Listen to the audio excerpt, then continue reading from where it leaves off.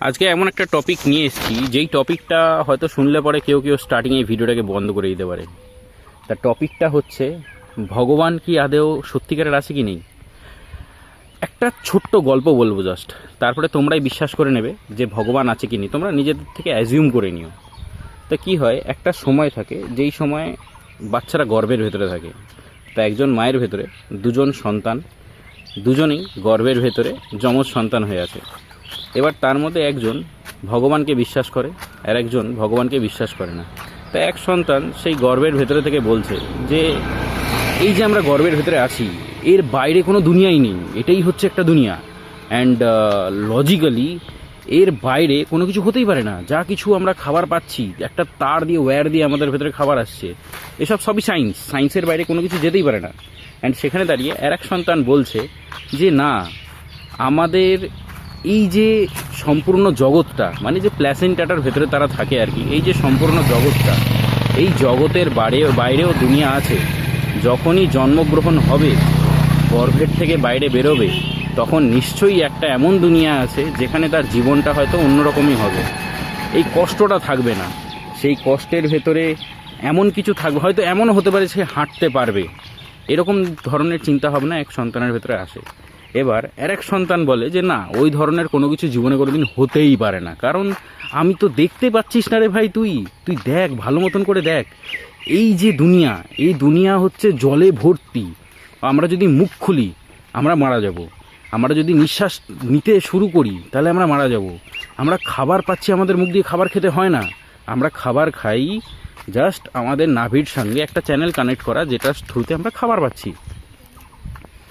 তা নেক্সট আর একটা সন্তান যে ভগবানের প্রতি বিশ্বাসী, সে বলে যে না, আমরা খাবার পাচ্ছি কারণ আমাদের মা আমাদেরকে খাবার দিচ্ছে, আমরা জাস্ট যখন খেতে চাচ্ছি তখনই যে আমরা খাবারটা পেয়ে যাচ্ছি, এটা আমাদের মাই আমাদেরকে খাবারটা দিচ্ছে, আমাদের ভরণ পোষণ করা, আমাদের সঠিকভাবে রাখা। আমাদের যদি কোনো শরীর খারাপ হয়ে যায়, আমার খিদে পেলে পরে সঙ্গে সঙ্গে আমার মাই তো আছে যে মা আমাকে খাবারটা দেয়।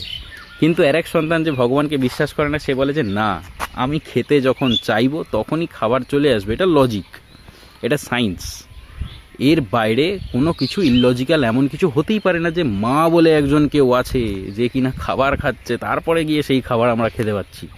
এটা নয়, এমন নয় যে আমরা শরীর খারাপ হলে পরে আমাদের জিনিসটা মা গিয়ে কিছু করছে তারপরে গিয়ে আমাদের শরীর হিল হচ্ছে, এরকম একদমই না। এটা একদম সায়েন্স। আমাদের শরীর খারাপ হলে পরে অটোমেটিক কিছুদিনের ভেতরে সেই জিনিসটা ঠিক হয়ে যায়, অ্যান্ড আমাদের বডি বুঝতে পারে, অ্যান্ড সেই পাইপ থ্রুই এমন কিছু জিনিস আছে যে জিনিসগুলো আমাদের শরীরকে ঠিক করে দেয়। এবার যে সন্তান ভগবানের প্রতি বিশ্বাসী, সে বলছে যে না, আমরা যেই জায়গাটার ভেতরে আছি, এমনও তো হতে পারে যে মাই আমাদেরকে দেখাশোনা করছে, আমাদের খেয়াল রাখছে। এবার তোমরা ভাবো, আমাদের মনে হচ্ছে আমরা সব কিছু যে করছি, ভগবান কোনো কিছুই দেখছে না। সেটা যেই ধর্মই হয়ে থাকো না কেন, সব ধর্মেই তো ভগবান আছে মনে হচ্ছে যারা নাস্তিক। গল্পটা শোনার পরে তুমি ভাবো, যখন সেই সন্তানটা গর্ভের থেকে বাইরে বেরোবে, তার কী চিন্তাধারা আসবে। এবার যতক্ষণ সে গর্ভের থেকে বাইরে বেরোচ্ছে না, ততক্ষণ তার মাথার ভেতরে এটাই চিন্তা আসবে যে সব কিছু তো ইললজিক্যাল, সব কিছুই সায়েন্স। সে যতটুকু জায়গার ভেতরে সীমিত হয়ে আছে, ততটুকু জায়গাই হচ্ছে তার 100% জায়গা। তার জায়গার ভেতরে বাইরে, ওই জায়গার বাইরে আর কোনো জায়গা হতেই পারে না। যারা ধর্মকে বিশ্বাস করো তারা এই গল্পের মানেটা যথেষ্ট ভালো বুঝতে পারবে, অ্যান্ড যারা ধর্মকে বিশ্বাস করো না, তারা এতটুকুখানি বুঝে নাও, তোমরা যে গর্ভের ভেতরে ছিলে, সেই গর্ভ থেকে বেরোবার পর কি তোমাদের একটুখানিও কোনো কিছুও মনে আছে যে গর্ভ ভেতরে তুমি কিভাবে ছিলে, কিভাবে খেতে, তোমার মুখ, চোখ, নাক, কান, হার্ট সব কিছু কী করে বড় হয়েছে, কেন বড় হয়েছে, কেন তুমি সুস্থভাবে জন্ম নিয়েছো, কেন তুমি ভালোভাবে জন্ম নিয়েছো, কেন তুমি জন্ম নিয়েছো, বুঝে যাবে।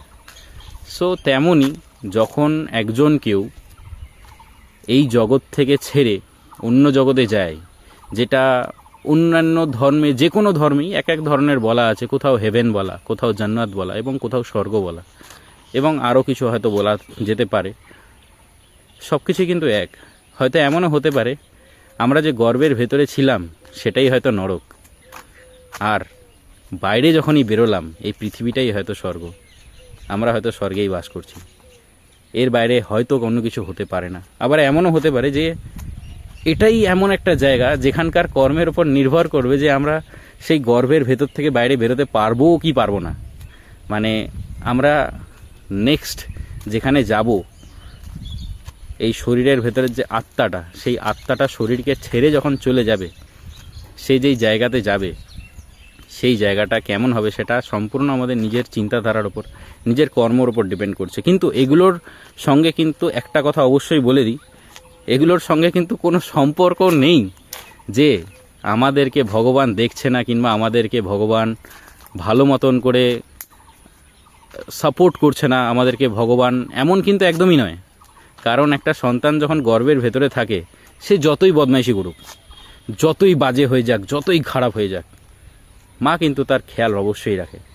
তেমনই আমরাও যে যাই কিছু কর্ম করি, যতই খারাপ করি, যতই বাজে করি, যতই ভালো করি, ভগবান কিন্তু আমাদের খেয়াল অবশ্যই রাখছে। এবার তোমার কর্মের ওপর নির্ভর কতটা ভালো তোমাকে রাখবে। চলো, তো আজকের জন্য এখানেই। আশা করি গল্পটা খুব ভালো লাগবে। যদি ভালো লেগে থাকে তো নেক্সট গল্পের জন্য আবার ওয়েট করো, আবার আসবো একটা নতুন গল্প নিয়ে।